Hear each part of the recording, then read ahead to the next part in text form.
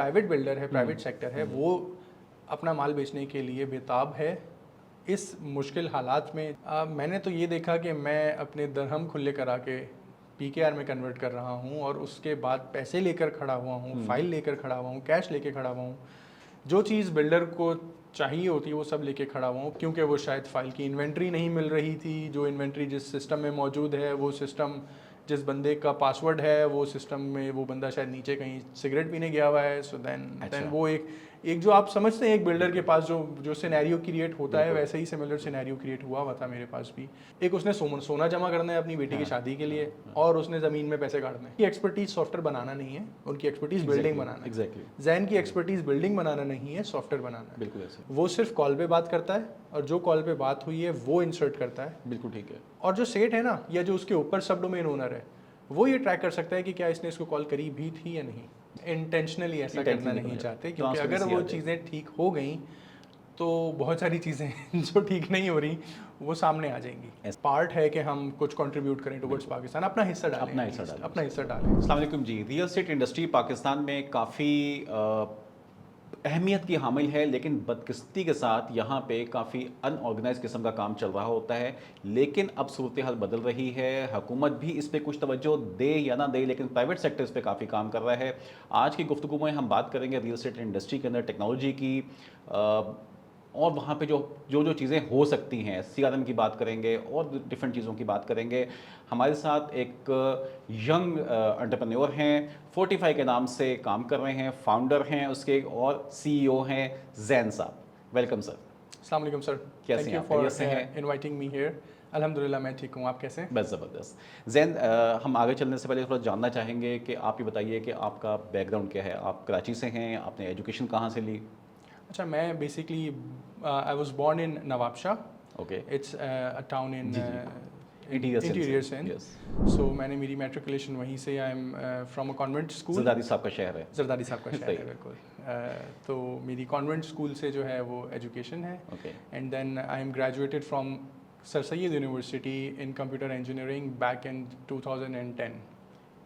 ज़बरदस्त। देन किसी एक प्राइवेट सेक्टर में यहाँ पर काम करा। Then I move to Dubai in 2013। फिर वहाँ से मैंने एसेट मैनेजमेंट की कुछ फर्म्स हैं, प्राइवेट एक्विटी की कुछ फर्म्स हैं, उनके साथ सॉफ्टवेयर प्रोडक्ट सोल्यूशन पर काम करा। ठीक है। ओवर अ डिकेड जो है मैंने उस सेक्टर में काम करा, जिसमें हम। तो आप कब तक रहे दुबई में?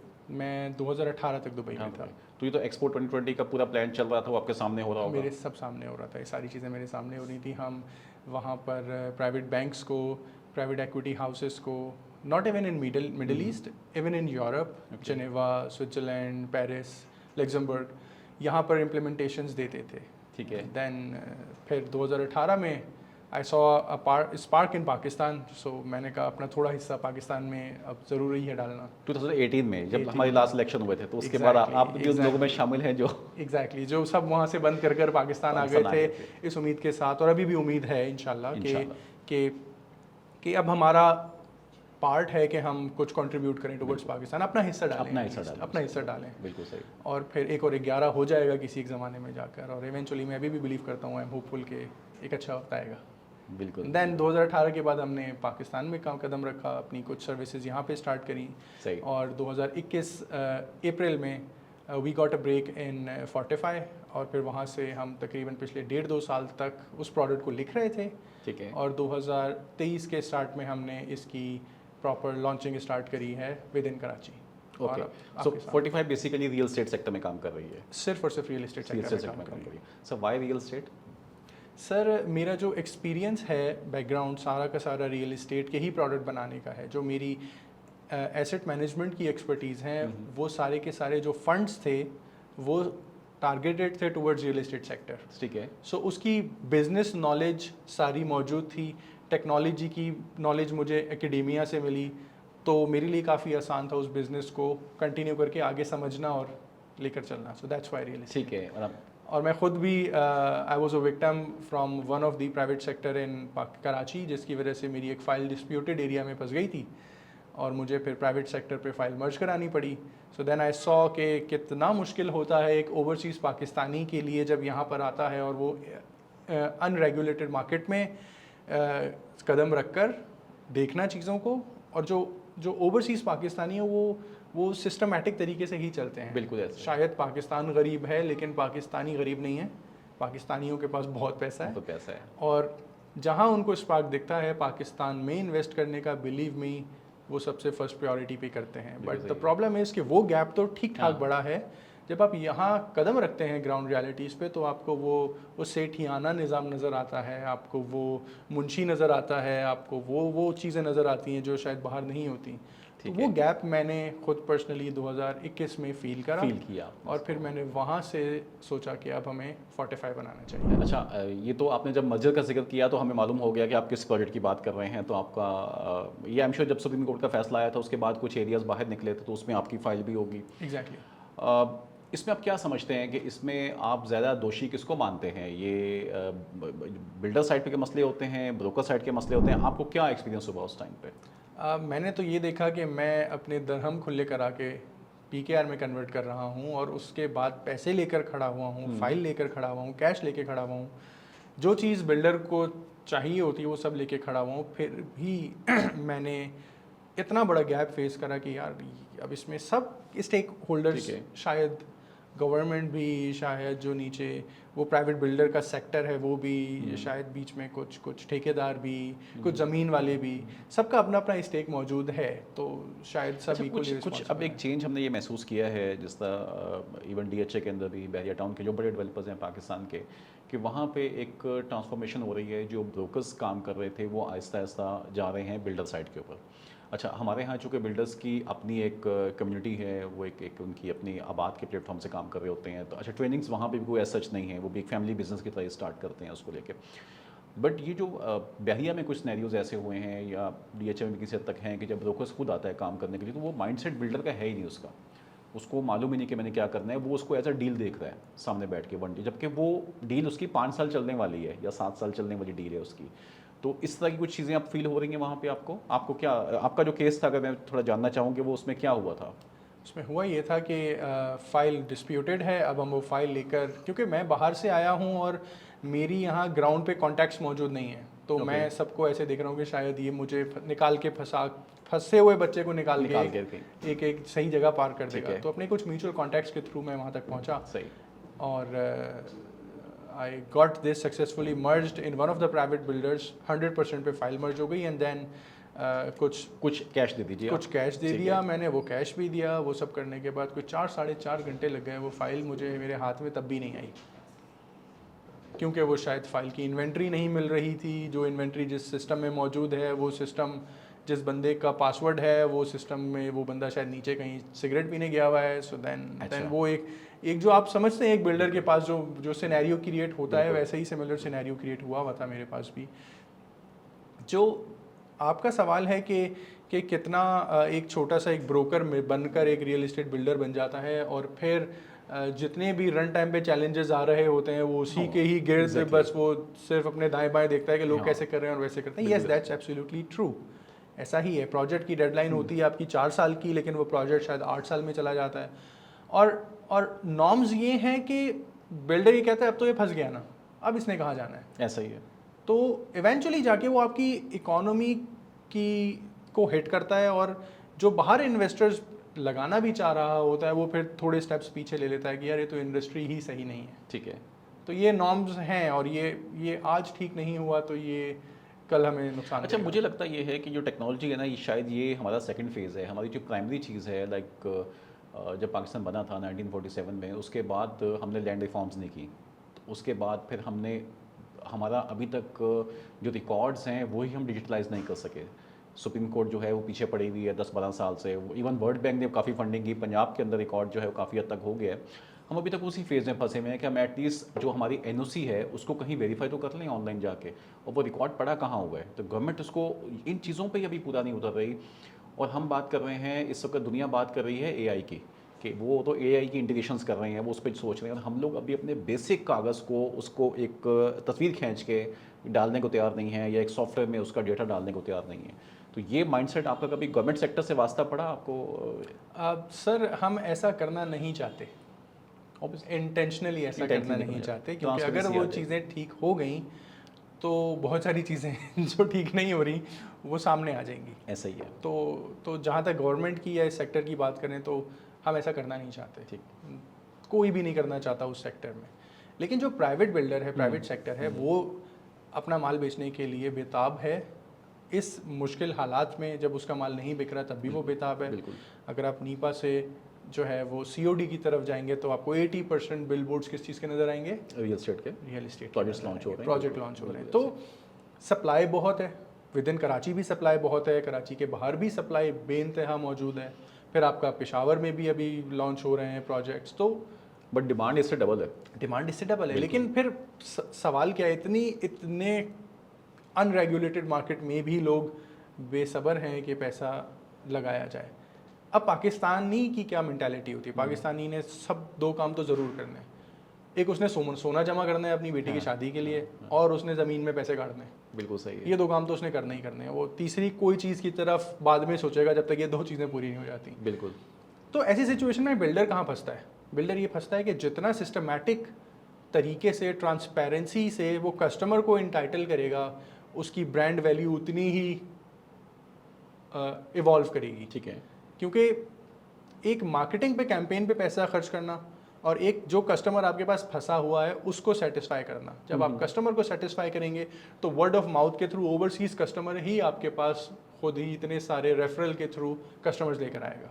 बिल्कुल सही। तो मैं ये समझता हूँ कि माल जो नहीं बिक रहा बिल्डर का, उसका one of the main reason ये है कि सबको पता है कि यार ये मैं इसकी भाग्य तो मैं इसको पकड़ूंगा कहाँ।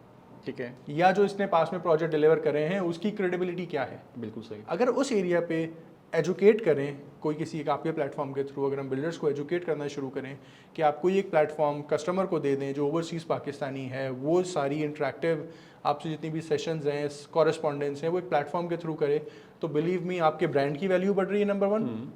नंबर 2 आपका रेफरल बढ़ रहा है, और नंबर 3 आप खुद भी चैन की नींद सो रहे हैं, क्योंकि आपकी इस जेब में कितने पैसे हैं और इस जेब में कितने पैसे हैं आपको नहीं पता।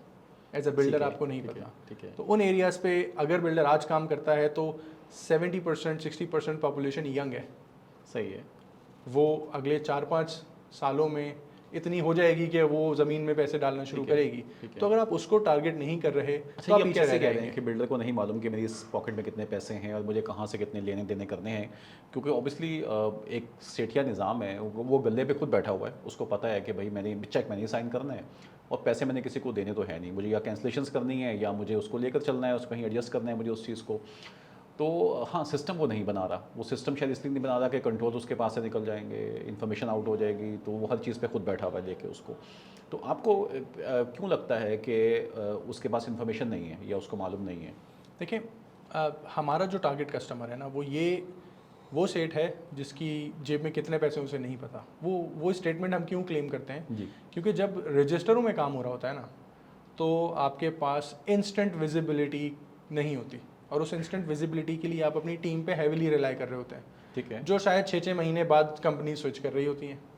उन्होंने जितना नीचे अंडर द टेबल काम करा होता है उसकी विजिबिलिटी सेठ को नहीं होती। ठीक है। तो अगर वो सिस्टमैटिक तरीके से नहीं चल रहा, या एक्सेल पे काम कर रहा है, या रसीदें मैनुअल काट रहा है, तो वो विजिबिलिटी बिल्डर को बिल्कुल भी नहीं होती जो हम इन्फोग्राफिक्स के थ्रू प्रोवाइड करते हैं। और एक एस्पेक्ट ये भी है कि अगर उसको ये अवेयरनेस मिल जाती है या वो सिस्टम पे आ जाता है तो शायद वो अपने बिजनेस को मल्टीप्लाई बाय 10 कर सकता है। ऐसा हो रहा है, ऐसा हो रहा है। हमारे कस्टमर्स उस बिल्डिंग को 4x तक लेके जा रहे हैं। ठीक है। अपनी रिकवरी 70% इंप्रूव कर रहे हैं। सही।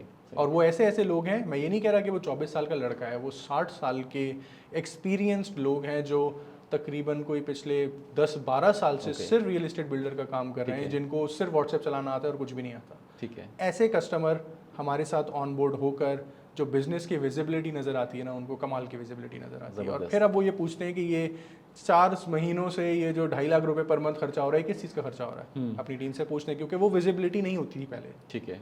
अब वो ड्रिल डाउन करते करते करते ये बंद करो, ये तो नहीं हो रहा, ये क्यों हो रहा है, कितनी आउटस्टैंडिंग्स है एक प्रोजेक्ट की, कब डिलीवर होना है। तो ये सारी की सारी अब आ गई है सेठ के पास मोबाइल में, उसके मोबाइल में। तो यहाँ पे आती है 45 का रोल, यहाँ पर आता है 45 ओके। का। सो एक तो ये बताएं कि 45 के नाम आपने क्या सोच के रखा, इसके पीछे अच्छा, कुछ इसके reason पीछे है? बहुत ज़बरदस्त एक रीज़न है। मैं गिलगित बल्तिस्तान गया था 2021 में अपनी फैमिली के साथ। तो वहाँ पे एक अल्तित फोर्ट और बल्तित फोर्ट करके एक जगह है, विच इज़ फोर्ट जो किला होता है, जो हाँ। किला की जो अपनी एक बाउंड्री होती है, फिर उसका एक पूरा सिक्योर निज़ाम होता है, और ये शायद आज से कोई 50 साल, 100 साल, 150 साल पहले की चीज़ बनी हुई है, लेकिन आज तक लोग उसको जानते हैं।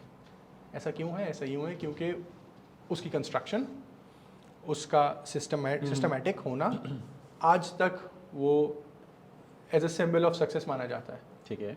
तो ये वर्ड फोर्टिफाई, फोर्ट से ड्राइव हुआ है। ओके।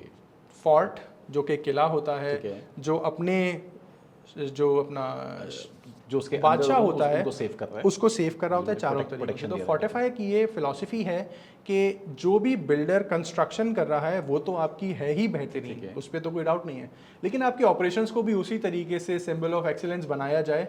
Fortify Okay. उन ऑपरेशंस पे तो काम इतनी करके स्ट्रॉन्ग फायरवॉल जो है वो क्रिएट की जाएगी। एग्जैक्टली आपके ऑपरेशंस में आपके Excellent. सिस्टमैटिक तरीके से वहाँ से ये फोर्टिफाई ड्राइव हुआ है। Excellent, excellent. और वो जो किला है वो एक्सपेंड होता चला जाएगा Exactly. आपका। Great, great. तो ये बताइए कि अब ये जो आपने बनाया और आपने अपने कंपनी फॉर्म की अपनी, और ये किला लेके जब आप गए बिल्डर्स के पास, तो आपको क्या चैलेंजेस फेस करने पड़ रहे हैं जब आप उनसे बात कर रहे हैं? नंबर 1 चैलेंज तो ये है कि अंडरस्टैंडिंग है। आपको उनको एजुकेट करना पड़ता है। Okay.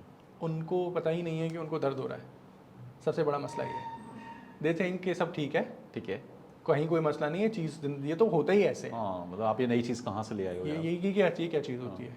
ठीक तो वहाँ एजुकेट करना पड़ रहा है मार्केट को कि यहाँ पर ज़रूरी है इन तरीके के सिस्टमैटिक तरीक़ों से आपकी ज़िंदगी कहाँ आसान होगी। ठीक है। सो एक तो चैलेंज ये है।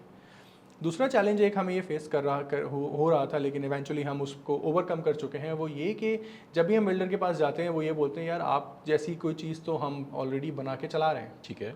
CRM तो हम चला रहे हैं, देखो टीम चला रही है। फाइनेंस का तो बेसिक सबने रखा होता है। हाँ, फाइनेंस का बेसिक कुछ एक स्टैंडर्ड सिस्टम्स एक modules मौजूद चल है, रहे होते हैं। CRM मौजूद है, वो कहते हैं हम तो ये चला रहे हैं। लेकिन फिर जब जैन की टीम उनसे क्वेश्चंस पूछना शुरू करती है, आपके पास ये इन्फॉर्मेशन मौजूद है, ठीक है। लाइक नहीं कि आपके पास ये इन्फॉर्मेशन मौजूद है, आपके कस्टमर के पास ये इन्फॉर्मेशन मौजूद सही है। है। So then they figure it out कि यार ये बंदा सवाल तो बहुत ऐसे कर रहा है जो चीज़ें मेरे पास नहीं है। देन हम प्रपोज करते हैं कि फोर्टिफाई हमारे पास इन मसलों का हल है।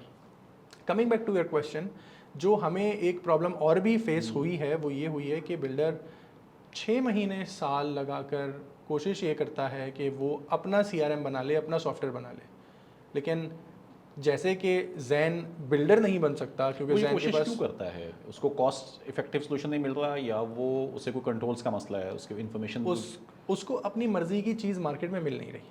अच्छा, उसकी सिर्फ एक वजह है, ओके। अपनी मर्जी की जिस तरीके से वो चाहेगा वैसी चीज़ मार्केट में मिल नहीं रही।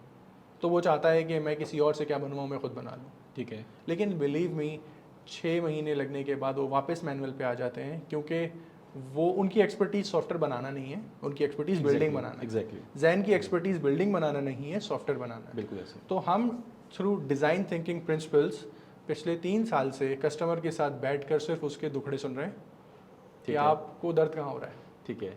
अच्छा फिर क्या हुआ, ओहो यार ये तो बड़ा मसला है, हाँ, वो कैसे करते हैं आप। सो देन वो ना इमोशनली कनेक्ट करता है जैन से, ऐसा जैन है। की टीम से। ठीक है। देन हम उसको आर्किटेक्ट करते हैं, फिजिबिलिटी बनाते हैं, और फिर उसी तरीके का सोल्यूशन दवाई बनाकर उसको देते हैं, और फिर वो बेहतर फील करता है। ठीक है। अच्छा, एक और भी हमारे यहाँ जो इंडस्ट्री है वो ऐसे चलती है कि नॉर्मली जो सेल्स के लोग हैं, क्योंकि ब्रोकर्स या बिल्डर्स के पास जो बड़ी टीम होती है वो सेल्स की टीम बैठी होती है। अब यहाँ पे सेल्स का स्ट्रक्चर ऐसा बना हुआ है रियल एस्टेट में कि उनकी कोई फिक्स सैलरीज नहीं है, मोस्ट ऑफ द कंपनीज में नहीं होती।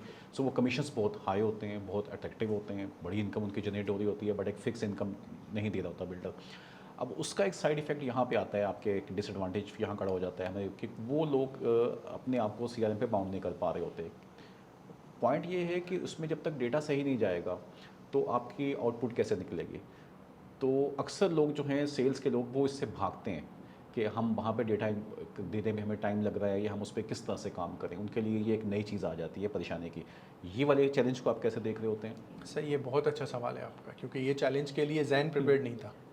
मैं आया था बाहर का माइंडसेट लेके, और मैं ये अज्यूम कर रहा था कि इनको ये चीज़ें पता होनी जैसे चाहिए, ईमार काम करता है, दिमाग काम करता है, कभी जैसे भी इनको होंगे। पता होना चाहिए कि बिल्कुल। कैसे काम होता है। बट वहाँ मैंने ये देखा कि ये तो बेचारे एक्सेल पर भी जो चला रहे हैं वो ठीक नहीं चला रहे, उनकी डाटा रिकन्सिलिएशन में ही मसले हैं। तो हमें ये लगा कि हमने सॉफ्टवेयर बना लिया है और बस अब जो है ना हमें कुछ नहीं करना। जब हम इम्प्लीमेंटेशंस की तरफ गए तो पता चला सॉफ्टवेयर बनाना शायद आसान था उस ERP को इम्प्लीमेंट करना उससे ज़्यादा मुश्किल था। ऐसा ही है। Thanks to our Excel plugin हमने क्या करा, हमने पहले फिर उसको दोबारा स्टडी करा, डिज़ाइन थिंकिंग लगाई कि इस टाइम ये कैसे काम करते हैं। They are very good at working on Excel. ठीक है। आप उन्हें सैप पकड़ा दें वो डगमगा जाएंगे, आप उन्हें सेल्स फोर्स पकड़ा दें वो डगमगा हाँ, जाएंगे। हाँ। मैं कॉस्ट की तो बात ही नहीं कर रहा, जी, मैं जी। उस टीम की बात कर रहा हूँ जो इसको इस्तेमाल ठीक है। करेगी। लेकिन आप उन्हें अगर एक्सेल दे देंगे ना तो वो उन्हें पता है कि अब उन्हें करना क्या है। सही है। सो फोर्टिफाई की टीम ने क्या करा कि उस एक्सेल की फाइल्स को स्टडी करा और उसके बाद इवेंचुअली सिस्टम इम्प्लीमेंट होने के बाद भी टीम अगर एक्सेल चलाना चाहे तो वो सारा का सारा काम एक्सेल से कर सकती है, ठीक है। क्लाउड से सिंक्रोनाइज रहेगा डाटा। सही है। यहाँ पर हमें वो जो चैलेंज था ना कि डाटा डिस्क्रिपेंसी ओके, है आपने और एक्सेल को इंटीग्रेट कर दिया उसके साथ का, मैंने वही काम एक्सेल को करते हैं तो वो इंटीग्रेट वही कर हाँ आ दिया, जाएगा यहाँ उसमें। से उसने एक बटन दबाया और वहाँ से सेट के पास सारी विजिबिलिटी मिल गई। बट वो जो सेल्स के बंदे की अकाउंटेबिलिटी है कि भाई तुमने ये तुम्हें ये लीड्स दी गई थी, तुमने इस पर कॉल की और फिर उसके बाद वो इंटरेस्टेड था, विजिट हुआ कि नहीं हुआ, मीटिंग्स इस वीक में क्या हुआ है, तो वो तो अकाउंटेबल हो रहा है उस चीज़ को लेके, उसकी तो KPIs जो हैं वो सामने आ रही हैं सारी। सो वो वहाँ पे डेटा की गलत डालेगा, ये वो डेटा देगा ही नहीं आपको उस तरह से, क्योंकि वो कंपनी जो है वो उसको बाउंड नहीं कर पा रही, पीछे स्ट्रक्चर जो है वो, और वो एज अ करियर स्ट्रक्चर नहीं है उसका।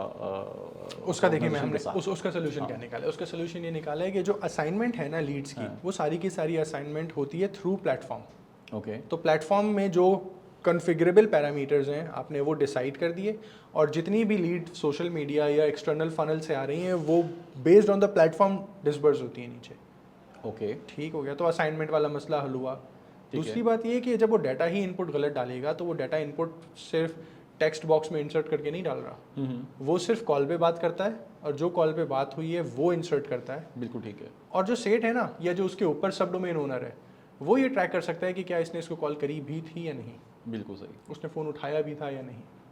अगर कॉल करी थी, फ़ोन उठा लिया, तो फिर आप ये देख कर सकते हो कि हाँ yes he made an attempt. अगर उसने अटेम्प्ट नहीं करी, ठीक है। डबल टिक नहीं आया, हाँ। तो इसका मतलब ये कि वो जो डाटा डाल रहा है वो डाटा ठीक नहीं डाल डेटा रहा। ठीक नहीं है। That's how you will track back his accountability कि आपने ये काम ऐसे नहीं करा। सही। This is all been done systematic. बिल्कुल सही। जैन, मुझे लगता है कि हमें जो इस इंडस्ट्री के अंदर जो असल अहमियत हमें बतानी है इनको, वो शायद डेटा की इंपॉर्टेंस है। यहाँ पे डेटा की अहमियत उनको मालूम ही नहीं है। मुझे याद है 2011 या 12 के अंदर टाइम्स मैगजीन की एक सुर्खी लगी थी, उन्होंने अपने मेन पेज पे लिखा था कि data is a new oil.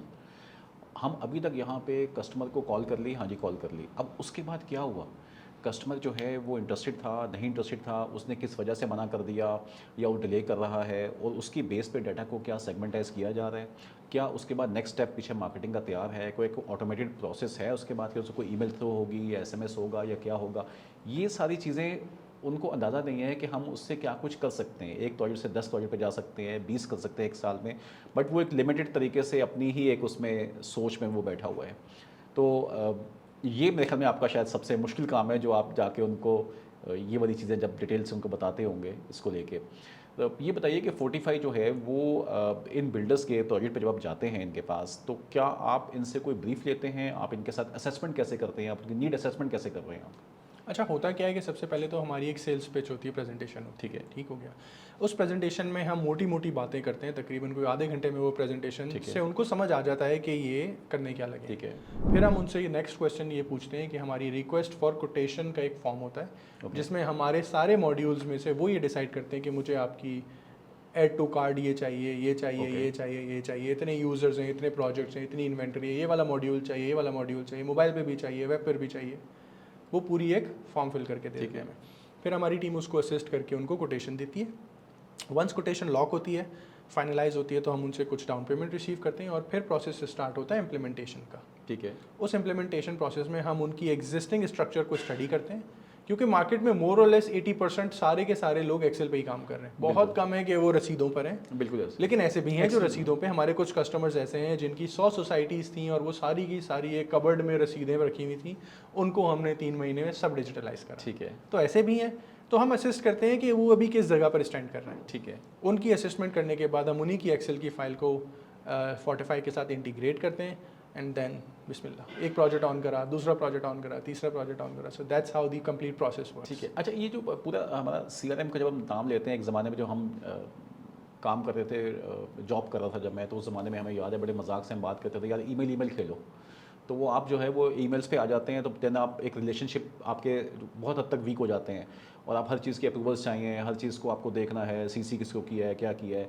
So CRM के साथ भी हमारे जहन के अंदर वही वाली चीज़ें आती हैं कि यार मुझे बॉस देख रहा होगा, फिर ये होगा, इससे फाइनेंस ने इसको अप्रूव किया कि नहीं किया इस सेल्स को, तो वो वाले जो चेक्स लग जाते हैं इसको ये भी एक चैलेंज आपको फील होता है? नहीं, हमने ऐसी कोई चीज़ नहीं रखी। ठीक है। मैं आपको रीज़न देता हूँ ये, क्योंकि जैसे मार्केट काम करती है ना, ये प्रोडक्ट बना वैसे है। मार्केट में ये चीज़ें नहीं होती जो आप बता रहे हैं, ये कॉर्पोरेट में होती हैं, या आप किसी HBL चले जाएं, आपको मीज़ान चले जाएं, आपको वहाँ मिलेंगी। ठीक है। लेकिन रियल इस्टेट में अप्रूवल्स, चेक्स कुछ नहीं मिलेंगे आपको। सिर्फ एक चीज़ मिलेगी विद इन द ऑर्गेनाइजेशन, आपको मिलेगी व्हाट्सएप की ऑडियो।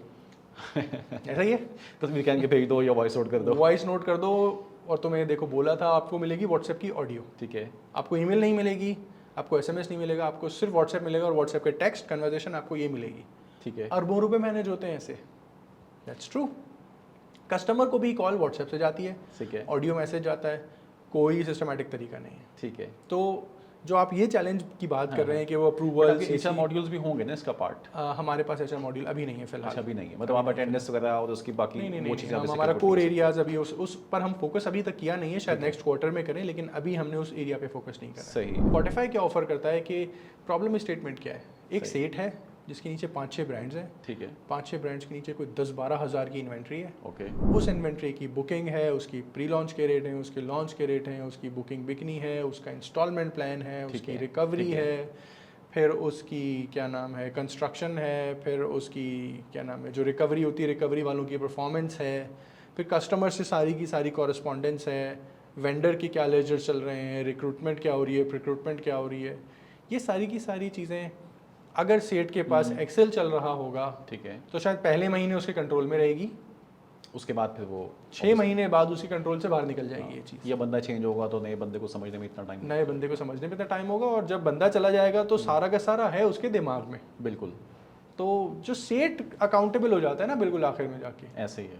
वो सारे मसलों का हल Fortify देता है। अब हमने करा क्या, हमने करा ये कि सेट के पास सारी मोबाइल एप्लीकेशन दे दी। ठीक है। नीचे ऑपरेशंस एक्सेल पे हो रहे हैं। ठीक है। और जो सेट है वो सेट सारी की सारी विजिबिलिटी, कंप्लीट बिजनेस कंट्रोल उसको मिल गया है मोबाइल में। सही है। कब क्या हुआ, कब क्या नहीं हुआ, जो टारगेट था वो टारगेट अचीव क्यों नहीं हुआ, क्या रीजंस थे, कितनी इन्वेंट्री रखी हुई है, कितना लॉक है, कितना रिजर्व है, किसको नोटिस जा चुके हैं, किसको नोटिस नहीं गए, वो सारी की सारी चीज़ें सेट के पास दुनिया में कहीं पे भी बैठे हुए मिल रही हैं। ठीक है। और वो जो उसका सर का दर्द था ना, जो डैशबोर्ड पिक्चर आप दे रहे हैं, उसकी सारी इन्फोग्राफिक्स सब चीज़ें पता चल रही हैं, तो वो एक उसके सर का दर्द, डिसीजन मेकिंग उसके लिए बहुत इजी हो गई, बहुत आसान हो गई डिसीजन बिल्कुल सही। अच्छा, ये बताएं कि जिस तरह एक बड़ी ऑर्गेनाइजेशंस के अंदर, बल्कि फैक्ट्री साइड पे ये चीज़ चलती है कि वो डिजिटल ट्विन करते हैं पूरे बिजनेस को, तो ये कॉन्सेप्ट क्या आपके पास मौजूद है या आप इस पर कोई काम कर रहे हैं कि एक बिल्डर जो है वो एक फिजिबिलिटी बनाता है, उस फिजिबिलिटी को वो डे 1 पे लॉक करता है उस सिस्टम में जाके कि मेरे ये यूनिट्स हैं, ये कंस्ट्रक्शन कॉस्ट है, ये सब कुछ है, एंड देन उस पर काम शुरू होता है, तो उसको पता है कि जो प्रॉफिटेबिलिटी मैंने डे 1 पे कैलकुलेट की थी, किस किस बेसिस पे उसमें क्या क्या इम्पैक्ट आ रहा है, मैं क्या वेरिएशंस आ रही हैं, तो इस किस्म की कोई चीज़ आप लोग सोल्यूशन पे काम कर रहे हैं? बिल्कुल ऐसा कुछ सोल्यूशन हमारे पास मौजूद है। हम BOQs लॉक करते हैं डे 1 पर। ओके।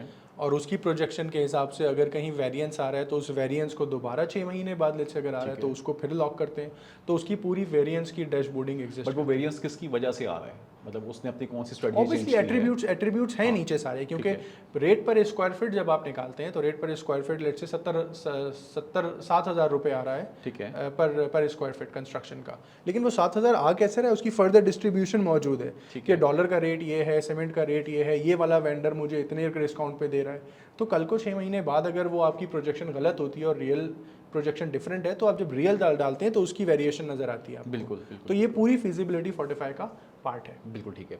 अच्छा, CRM की जो बेसिक नीड्स होती हैं, लीड मैनेजमेंट सिस्टम वाली या डॉक्यूमेंटेशंस की, ये सब चीज़ें अब जो मार्केटिंग एजेंसीज होती हैं, ज़मीन.com है या और बड़ी जितनी एजेंसीज काम कर रही हैं, वो सब इंटरनली कहीं ना कहीं यूज़ कर रही हैं इस तरह के सिस्टम्स, हमारे पास भी अपने मौजूद हैं। बट ये जो बिल्डर साइड है, वहाँ पे अभी तक ये चीज़ें बिल्कुल नहीं हैं, उनको इसके बारे में अब उनकी अब यंग जनरेशन आ रही है सामने, तो मेरे ख्याल में आपको समझाना भी आसान होगा उनको इस चीज़ों के बारे में। इसमें ये बताइए कि जो इसमें क्लाइंट साइड है उसको आप कितना एक्सेस देते हैं वहाँ, क्योंकि एक्चुअली तो जो वैल्यू पास ऑन होनी चाहिए वो तो वहाँ पे होनी है उसके पास। अच्छा, ये बहुत अच्छा क्वेश्चन है, और ये ही हमारी एक one of the kind of its own kind unique selling point भी है, USP भी है। वो ये है कि अब हमारे एग्जिस्टिंग कस्टमर्स, जैसे BRB एक हमारा कस्टमर है, उनकी कस्टमर एंड की मोबाइल एप्लीकेशन उन्हीं के वाइट लेबल सोल्यूशन के नाम से चलती है। ठीक है। तो BRB का जो कस्टमर है वो BRB के पोर्टल की ही एप्लीकेशन डाउनलोड करेगा, पीछे पूरी की पूरी सपोर्ट Fortify की है। और वो डाउनलोड करेगा प्ले स्टोर से जाके? Play store and app store से जाके। ओके। वो BRB लिखेगा, उसकी वो पोर्टल की एप्लीकेशन आ जाएगी, वो ठीक है। पूरी उसे नज़र आ जाएगी, वो डाउनलोड करेगा, उसके QR कोड से जो BRB ने उसको यूज़र ने पासवर्ड दिया होगा वो कनेक्ट ठीक है। होगा, and then he has its own investment dashboard. ठीक है। अब वो पाकिस्तान में है, वो टोरंटो में है, वो जापान में है, वो कहीं पर भी है, ही हैज़ दिस विजिबिलिटी। ठीक है। वो वहाँ से परचेजिंग कर सकता है, वहाँ से Inventory lock कर सकता परचेजिंग, है? वहाँ से इन्वेंट्री की रिक्वेस्ट कर सकता है, वहाँ से जो जो बिल्डर कॉरस्पॉन्डेंस हो रही है। पेमेंट मॉड्यूल्स कैसे चलेंगे? पेमेंट मॉड्यूल का अभी ऐसा है कि हमारे पास पेमेंट का पूरा प्लान और पूरा लेजर तो मौजूद है, लेकिन ऑनलाइन पेमेंट सिस्टम पर अभी हम काम कर रहे हैं। ओके। तो हमारे पास कुछ लोकल ब्रांड्स हैं जिससे हम अभी इस चीज़ की इंटीग्रेशन लिख रहे हैं, ठीक और है। तो देन उस जब वो इंटीग्रेशन हो जाएगी तो then of course overseas Pakistani या within Pakistan online payment भी कर सकता है। तो लेकिन दुबई में मेन तो- पॉइंट अभी पेमेंट वाला नहीं है। बिल्कुल। मेन पॉइंट ये है कि कस्टमर को कितनी ट्रांसपेरेंसी है। ठीक है। Fortify के प्लेटफॉर्म के थ्रू अब कस्टमर डायरेक्टली क्लिक कर कर ये देख सकता है कि मेरी कंस्ट्रक्शन साइट की कितनी हो गई है। बट अगर वो वहाँ पे जो डेवलपर है वो ये चाहे कि उसको एक्सेस दे, Obviously, ऑनलाइन obviously, उसको लाइव आप obviously. कह रहे हैं कैमरे वगैरह ये लगा तो के उसको कंट्रोल्स pictures है ना, दे ये तो बात के कंट्रोल्स हैं कि आपने हमसे लाइव कैमरा का मॉड्यूल परचेज हाँ। किया हुआ है या नहीं किया ठीक हुआ। है। ऐसा नहीं है कि हम सबका सब खोल के दे देते हैं। कंट्रोल्स फिर भी बिल्डर के पास हैं कि इन 6 इन्फॉर्मेशन में से कस्टमर को कौन सी विजिबल करनी है, कौन सी विजिबल नहीं करनी। ठीक है। That's number 1। नंबर 2 क्या होता है कि जो भी आपकी साइट कंस्ट्रक्शन हो रही है हर मंथ की एक पूरी एक रिपोर्ट बनती ठीक है, भले वो तस्वीरों की शक्ल में हो, भले वो वीडियोग्राफिक की शक्ल में हो, वो सारी की सारी प्लेटफॉर्म पर नोटिफिकेशन आती है कस्टमर को कि भाई देख लो पिछले महीने से कंपेयर करो, ईमेल काम कर उसको रहे हो हैं जाती है। काम कर रहे हैं। और then at the same time हम ये भी बताते हैं कि देखो तुमने जो चीज़ खरीदी थी वो कंस्ट्रक्शन जब उस टाइम थी और तुमने 6,000 के रेट पे खरीदी थी, आज कंस्ट्रक्शन कॉस्ट है 12,000 रुपये। ठीक है। तो तुम्हारी चीज़ खड़ी खड़ी ही 12,000 पर मूव कर गई ठीक है, है। तो वो विजिबिलिटी भी हम कस्टमर को दे रहे होते हैं। ठीक है। फिर प्लस ये कि जो नीचे रिकवरी कर रही होती है बिल्डर के डिपार्टमेंट के लोग, वो सारे के सारे रिकवरी अब सिस्टमेटिक तरीके से करते हैं। ठीक है। 1 क्लिक पे वो प्रीव्यू करते हैं, पूरा कंटेंट पढ़ते हैं, उसके बाद वो क्लिक करते हैं तो वो व्हाट्सएप पर SMS and email and then of course mobile application, ठीक है। चारों प्लेटफॉर्म्स पर पोस्ट किया जाता है। और बिल्डर का जो कस्टमर है उसको नज़र आता है कि अच्छा यार मुझे नोटिस आ गया है। क्लिक करते हैं, then please do the payments otherwise we will do certain this bank integration है साथ? फिलहाल एज आई टोल्ड यू कि अभी नहीं है, हम नहीं उस पर है। काम कर रहे हैं। ठीक है। तो ये जो कस्टमर को आप कह रहे हैं ना कि फ़ायदा होता है, वो हाँ। कस्टमर को पूरा का पूरा इन्वेस्टमेंट ट्रैकर मिल जाता है। ओके। अभी ये काम कैसे होता है? अभी ये काम ऐसे होता है कि यार ज़रा जैन जाना, हाँ। बहरिया ज़रा देख कर तो आना मेरे टावर कहाँ तक पहुँचा, हाँ। No visibility at all. और अभी रिकवरी कैसे होती है? सर जी वो व्हाट्सएप का एक ऑडियो आया है कि यार आप प्लीज़ पेमेंट कर दें, मैं पेमेंट फलाने कर दें, फलाने हाँ, बिल्डर से वरना बात कर email रही cancel हो जाएगा हूँ और आपका। ऐसे ऐसे कर दें वरना हम ये कर देंगे। और कस्टमर कौन है? कस्टमर वो है जो करोड़ों रुपए लेके बैठा हुआ है आपके पास। ऐसे ही है। सो देन अगेन मैं वही बात कर रहा हूँ कि आपका माल बेचने तक Fortify हेल्प करता है ठीक कि है। आप अपनी ब्रांड की पोजिशनिंग ऐसी करेंगे ठीक है। कि जो बाहर का ओवरसीज कस्टमर बैठा हुआ है वो बहुत सारा डॉलर पाकिस्तान लेकर आएगा, और इवेंचुअली वो जो हम बात कर रहे थे कि हम छोटा सा हिस्सा पाकिस्तान में डालेंगे, वो डॉलर इनफ्लो की सूरत में नज़र तो आ जाएगा। डेफिनेटली। इसमें अब जैसा फिनटेक में बहुत पैसा पाकिस्तान में आया, बाद में प्रॉपटेक में अभी तक तो खैर गवर्नमेंट की तवज्जो नहीं है उस तरह से पैसा देने के लिए, देखें क्या होता है, फॉर द बेस्ट। अच्छा ये बताइए कि अब आपने इन्वेंट्री वहाँ से उसने लॉक कर ली, ऐसी कोई पॉसिबिलिटी है कि उसकी बाइंग सेल जो ट्रेडिंग है वो भी ऑनलाइन स्टार्ट हो जाए? इस पर कुछ ऐसे फीचर्स हैं आपके पास? बिल्कुल ऐसे फीचर्स हैं, मैं कुछ इम्प्लीमेंटेशंस कर रहा हूँ अभी। It would be too early to name the brands, but कुछ ब्रांड्स हमारे साथ ऐसे हैं जो इस चीज़ को पब्लिक ट्रेडिंग की तरफ भी लेके जा रहे हैं। ठीक है। तो जब वो किसी स्टडी सामने आ जाएगी, इम्प्लीमेंट सही से हो जाएगी, तो फिर सबको पता चलेगा कि वो क्या है। चलें, ग्रेट, ज़बरदस्त, ऑल द बेस्ट। तो यस उस एरिया पे हम काम कर रहे हैं। अच्छा, इसके अलावा अब आप अपना CRM की सपोर्ट देते हैं कस्टमर उसको बिल्डर साइड पे, लेकिन उनके पास तो अभी बेसिक अपना जो बेसिक टूल्स हैं, उनकी वेबसाइट्स हैं या उनका जो सोशल मीडिया है वो भी बेचारा भी सही तरह से उसको ऑपरेट नहीं कर पा रहे, तो इसकी इंटीग्रेशन आप उसको वेब पे देते हैं या आप उसको अलग से अपनी एप्लीकेशन में आके वो यूज़ करता है? आपकी एप्लीकेशन को डाउनलोड करना पड़ेगा उसको? वो हमारी ही एप्लीकेशन को डाउनलोड करेगा ठीक है। और वो हमारी एप्लीकेशन को एक्सेस दिलवाएगा अपने अकाउंट पे, तो देन वो कनेक्ट हो जाएगा जाके। आपकी उनके वेब के साथ आप कनेक्टिविटी दे सकते हैं उसको? एग्जैक्टली। ओके। ये भी है, और बहुत सारे हमारे ऐसे कस्टमर्स हैं जो ऑलरेडी कोई सोल्यूशन सॉफ्टवेयर का चला रहे हैं। ठीक है। फिर होता क्या है कि उनके एग्जिस्टिंग सॉफ्टवेयर के साथ भी Fortify प्लग इन प्ले हो जाता है। जैसे यूएसबी आप कनेक्ट कर लेते हैं ना, ऐसे ही Fortify आप एग्जिस्टिंग सिस्टम के जैसे साथ क्विक बुक की हम connect बात कर करें, फाइनेंस के लिए अक्सर कंपनीज क्विक बुक यूज़ कर रही होती हैं पाकिस्तान में, तो क्या क्विक बुक जो है वो जो इंटीग्रेटेबल है, इंटीग्रेट हो जाएगा इसके साथ क्विक easily? बुक है, सैप है, ऑरिकल Okay. है, एक्सेल है, आउटलुक है, और भी जो जितने भी नाम होंगे, माइक्रोसॉफ्ट डायनेमिक्स है, ये सब ठीक के सब Fortify के थ्रू प्लग इन प्ले हो जाते हैं। और तो ये सारी की सारी रियल टाइम पे entries- हो रहा होगा? ये रियल टाइम पे हो रहा होगा। ये अगेन डिपेंड करता है कि आप रियल टाइम पे चाहते हैं, T-1 पे चाहते हैं। इट्स ठीक अगेन है। इट्स एन अंडरलाइंग स्ट्रक्चर कि आप उसकी स्ट्रक्चरिंग कैसे करते हैं। बिल्कुल सही। अच्छा, ये बताएं जैन साहब कि बिल्डर जो है वो उसका डेटा तो बड़ा कॉन्फिडेंशियल डेटा है, इवन वो कंट्रोलिंग वो उसकी पर्सनैलिटी होती है, तो वो अपना डेटा आपको नहीं दे रहा, उसके लिए उसको एक बड़ा चैलेंज होगा उसके लिए। तो इसको आप कैसे देखते हैं? कौन क्लाइंट्स के नेम्स हैं, उसके नंबर्स हैं और डिफरेंट चीज़ें हैं? अच्छा, यहाँ Fortify की ना 3 मॉडल एग्जिस्ट करते हैं। एक तो ये कि जो सबसे चीपेस्ट है वो ये कि आप हमारे क्लाउड सर्वर पे अपना डाटा रख लें, ठीक है। और वो क्लाउड सर्वर AWS पे होस्ट है, ओके, अमेजोन पर होस्ट है। तो ऑब्वियसली वो ऐसा नहीं है कि कहीं किसी एक दुकान पर कोई सर्वर ठीक है, लगा हुआ है, तो ऑब्वियसली डाटा की सिक्योरिटी का हम ख्याल रखते हैं। और आपको डे एंड पर सारा का सारा डाटा का बैकअप भी मिलता है। Okay. तो दैट्स ऑप्शन नंबर 1। ठीक है। ऑप्शन नंबर 2 कि नहीं जैन, हम आपसे कोई डाटा नहीं शेयर कर सकते, हमारा बहुत कॉन्फिडेंशियल डाटा है, आप हमारे प्रेमिसेस में इंस्टॉल करके जाएं। ठीक है। तो येस, Fortify वो प्रेमिसेस में इंस्टॉल करके जाता है। ठीक है। फिर उससे होता ये है कि उसकी विजिबिलिटी, कनेक्टिविटी Fortify तक नहीं होती। अगर आप मतलब वहाँ इंटरनेट वाईफाई का कनेक्टेड नहीं है वो? अगर आप वाईफाई का तार भी निकाल देंगे तो with in the premises Fortify अच्छा। चल रहा है, ओके, तो फिर विजिबिलिटी आपके पास ही है? हमारे पास है ही है नहीं। बिल्कुल ठीक तो है। उसका डाटा प्रोटेक्शन वाले एंगल का भी हमने ख्याल रखा ठीक है। है। ऑब्वियसली उसकी कमर्शियल एंगल डिफरेंट है compare to what we were offering initially, but yes हम यहाँ तक भी जाते हैं कि आपका डाटा, आपकी प्राइवेसी ये लीजिए और इसको इस्तेमाल करें। ठीक है, ठीक है। अच्छा, ये बताएं कि ये तो हम बात हमने क्लाइंट्स की बात कर ली, अब कुछ लोग ऐसे भी होते हैं कि जो एज ए इन्वेस्टर आ रहे होते हैं, और बल्कि इवन बिल्डर के अपने भी इन्वेस्टर्स होते हैं जो उसके साथ प्रोजेक्ट में शेयर होल्डिंग्स में होते हैं, इनके लिए भी कोई आपके पास मॉड्यूल्स हैं?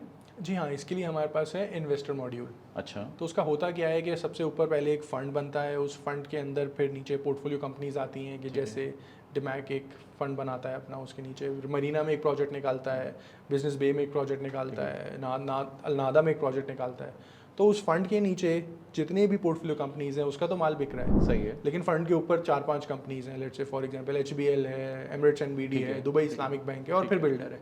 हर किसी की अपनी अपनी कैपिटल स्ट्रक्चर के हिसाब से इक्विटी है। तो उसकी पूरी इन एंड आउट, उसका पूरा नैव, उसकी पूरी डिस्ट्रीब्यूशन, उसकी पूरी इन्वेस्टमेंट एडवाइजरी सर्विसेज, वो सब का सब हमारे पास एज अ मॉड्यूल मौजूद है। ठीक है। तो यस, आप उसको प्लग इन प्ले कर सकते हैं। तो उसे मालूम हो जाएगा कि मेरे कितने कितने शेयर्स किस में जा रहे हैं, क्या Exactly, प्रॉफिटेबिलिटी है, क्या उसमें exactly, चीज़ें होती हैं। और ठीक फिर है। हम उसकी फ्यूचर प्रोजेक्शंस भी देते हैं उसको, नेट IRR और मल्टीपल जैसी चीज़ें, KPIs भी उनको बताते हैं कि आप अगर सिमुलेशन करेंगे, आप इस दिन एग्जिट लेना चाहेंगे तो आप कितने X का एग्जिट ले सकते हैं। ठीक है, तो पूरा सिमुलेशन टूल भी मौजूद है। बिल्कुल सही है। दो मज़ीद चैलेंज आते हैं सामने जो हम देखते हैं सॉफ्टवेयर साइड पे अक्सर। एक तो ये होता है कि जी कस्टमर सपोर्ट के ऊपर, और दूसरा ये चैलेंज आता है कि उसमें कोई कस्टमाइजेशन करनी है। अब वहाँ पे अक्सर जो है वो वेंडर अवेलेबल नहीं होते आपके लिए, और ये वाले इश्यूज़ फील करने होते हैं कि यार आप करें क्या इसके साथ। तो ये इसको कैसे देख रहे हैं आप? अच्छा, आप अगर Fortify की वेबसाइट पे जाएंगे विच इज़ fortify.biz, ओके, वहाँ पे बड़ा बड़ा लिखा हुआ है कि 100% कस्टमाइजेबल है। ठीक है। तो ये प्रॉब्लम हम वहाँ एलिमिनेट कर देते हैं। ऑब्वियसली ज़िशान भाई, जब भी किसी भी एक जगह पर इम्प्लीमेंटेशन होती है तो 20 to 25% ऑफ कस्टमाइजेशन आती ही आती है। हम ओपनली उसको केटर करते हैं, इवेंचुअली उससे प्रोडक्ट का फ़ायदा हो रहा है, ठीक है। तो हम उसको इवॉल्व करते हैं, और that's how Fortify is evolving, daily evolve कर रहा है। 6 महीने पहले, इवन 6 महीने क्या मैं बोलूँ, एक हफ्ता पहले आप जो स्क्रीन्स देख रहे होंगे वो स्क्रीन्स थोड़ी और बेहतर हो रही हैं एक हफ्ते बाद, ठीक है, ड्यू टू कॉन्स्टेंट फीडबैक ठीक है। टीम के AI पे साथ। क्या चल रहा है आपके पास आजकल? AI को किस तरह से देख रहे हैं? AI में क्या चल रहा है? AI में बहुत बहुत बहुत छोटे छोटे डब्बे खोले हुए हैं हमने, जैसे होता है ना वो मछली के कांटे डाले हुए हैं बहुत सारी जगहों पे।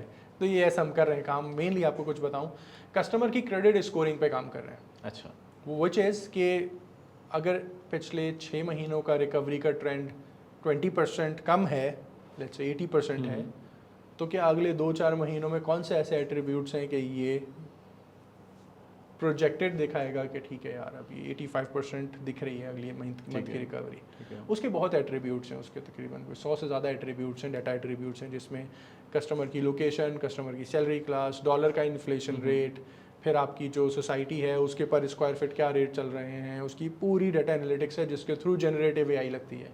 ठीक है। और उस जनरेटिव AI के थ्रू हम ये प्रोडक्ट करते हैं कि आज जब आपका कोई नया प्रोजेक्ट आता है तो मोस्ट लाइकली कौन सा कस्टमर कितनी डाउन पेमेंट दे सकेगा और कितने में इस चीज़ को ख़रीद लेगा। ओके, तो ये एक पूरी डेटा एनालिटिक्स टूल हम प्रोवाइड कर रहे हैं 45। ठीक है। सो आपकी जो टारगेट मार्केट होगी वो होगी B2B, तो आप बेसिकली बिल्डर्स को अप्रोच करेंगे और शायद किसी हद तक ब्रोकर्स भी उसमें आ जाएंगे। जी हाँ। अच्छा, और आपको जो ब्रोकर्स हज़ार हैं हमारे, उनके साथ कैसा एक्सपीरियंस आता है आपकी? वो तो आपसे मेनली लीड मैनेजमेंट पे ही काम कर रहे हैं। एग्जैक्टली, मेनली सिर्फ लीड मैनेजमेंट। तो उसके साथ किया क्या है, जैसे बहुत सारी मार्केटिंग कंपनीज हैं, बहुत सारे डिस्ट्रीब्यूटर्स हैं, उनका हेड ऑफिस तो है शारा फैसल में, लेकिन उनका एक रीजनल ऑफिस है नीपा पर, एक रीजनल ऑफिस है आई थिंक नाजमाबाद में, देन एक आपका मलीर में। तो सही है क्या, ये अपनी अपनी डिस्ट्रीब्यूशंस कर रहे हैं सारे के सारे लोग, बट ऑफिस जो हेड ऑफिस है फाइल वहीं से बनती है। ठीक है, तो उनकी इन्वेंट्री सिंक्ड है सबसे। अगर 606 यूनिट ये बेच रहा है तो 606 यूनिट वो नहीं बेच सकता एट द सेम टाइम, तो वो इन्वेंट्री सिंक्रोनाइज्ड हो गई। और दिशान भाई मज़े की बात ये है कि वो मैप पे सिंक्रोनाइज्ड है। सही है। तो डिजिटल इंटरैक्टिव मैप सबको दिख रहा है, उस पर लाल पीले कलर आ रहे हैं कि ठीक है यार ये बुक हुआ हुआ है, ये होल्ड हुआ हुआ है, किसने होल्ड करा हुआ है, ये उन्होंने होल्ड करा हुआ है। तो डिस्ट्रीब्यूशन चैनल के अंदर तो हमारे पास एक तो ये चीज़ आ गई कि उनके पास मैप से सिंक्रोनाइज्ड है इन्वेंट्री। ये तो हो गया बिल्डर के वो लोग जो माल बेच रहे हैं। सही है। अब हम वो बात करते हैं जो दुकानदार बैठे हुए मोहल्लों में, उनके पास तो बेसिक एक लीड मैनेजमेंट सिस्टम है जिससे वो अपनी नॉर्मल स्पेसिफिक लीड्स को मैनेज कर रहे हैं। ठीक है। अच्छा, जैन बहुत अच्छा काम कर रहे हैं आप, और ये बताएं कि ये अब एक स्टार्टअप है, आपने अब आज से 2-3 साल पहले काम स्टार्ट किया है, तो पाकिस्तान में स्टार्टअप कल्चर बहुत अच्छा चला, फिर बीच में कुछ अप्स एंड डाउन्स आ रहे हैं। अभी हमारे जो फेडरल मिनिस्टर हैं आईटी के, वो उनका ताल्लुक खुद भी आईटी के साथ है, डॉक्टर उमर सैफ साहब जो हैं। तो इस पे क्या कहना चाहेंगे आप? जो हमारा स्टार्टअप कल्चर है, इसको कैसे देख रहे हैं आप? टॉपटेक को कैसे देखते हैं, स्टार्टअप उसको कैसे देख रहे हैं? अच्छा, बैक इन 2018 जब मैं यहाँ पर आया, तब से और अब तक में तो मैं स्टार्टअप कल्चर में बहुत इंप्रूवमेंट देख रहा हूँ। I was not that, I did not have that much expectations from government of Pakistan, but believe me इस एरिया पे बहुत काम हो रहा है। ठीक है। This 45 is from NIC Karachi, thanks to NIC Karachi के उन्होंने हमें ब्रेक दिया। It is from cohort 8, NIC के बैच का 45 का ग्रेजुएशन हो चुकी है हमारी। और थैंक्स टू इग्नाइट जो इस पूरे LMKTN इग्नाइट जो इस पूरे मॉडल को सक्सेसफुली चला रहे हैं, तो वहाँ से हमने बहुत मेंटरिंग करी, बहुत मेंटरिंग हमें मिली। ठीक है। कनेक्शंस मिले, हम वहाँ से इमार तक पहुँचे, हम वहाँ से BRB तक पहुँचे। ठीक है। 45 की अपनी कोई सेल्स की अभी तक टीम नहीं है, लेकिन हमारे ये जो प्लेयर्स मौजूद हैं मार्केट में, जो हमें बोलते हैं आप वहाँ चले जाएँ, आप वहाँ चले जाएँ, आप यहाँ चले जाएँ, आप वहाँ आ जाएँ, तो ये एक क्रेडिट डेफिनेटली उस इकोसिस्टम को जाता है जिस इकोसिस्टम से मैं निकल के आया हूँ। और मैं अकेला ही नहीं, मेरे जैसे बहुत सारे और लोग हैं जो NIC कराची के प्लेटफॉर्म के थ्रू, बाइकिया आई थिंक वहीं बाइकिया वहाँ का है, बाइकिया प्रोडक्ट वहीं की है, और इस तरीके के बहुत सारे जो स्टार्टअप्स हैं उनको फ्री ऑफ कॉस्ट वहाँ पे नर्चरिंग मिलती है। तो हमें बहुत सारी चीज़ें नहीं आती थी, पिच कैसे करना है, नंबर गेम्स क्या होते हैं, बिजनेस मॉडल क्या होता है, जो लीन कैनवस क्या होता है, वो बहुत सारी जो बिज़नेस की स्ट्रैटेजीज़ हैं, सेल्स की स्ट्रैटेजीज़ हैं, वो आपको एक साल जो है वो आपको लोकल मार्केट में VCs अवेलेबल हैं। लोकल मार्केट में VCs अवेलेबल हैं, आपकी उनसे 1-on-1 इंटरेक्शन होती है। ओके।